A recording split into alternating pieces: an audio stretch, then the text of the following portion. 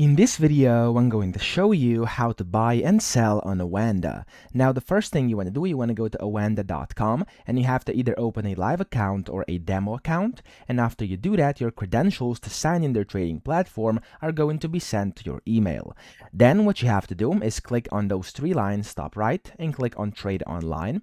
And it's going to open up their trading platform over here where you basically have to put in your credentials, accept this, and then you'll be inside where you can go ahead and start trading. So to buy and sell, it's going to be very simple. Click on the new order up top over here, and then you can see there's a bunch of different options you have. You can do a market execution, so a market order, a buy limit, sell limit, buy stop, sell stop, buy stop limit, or sell stop limit.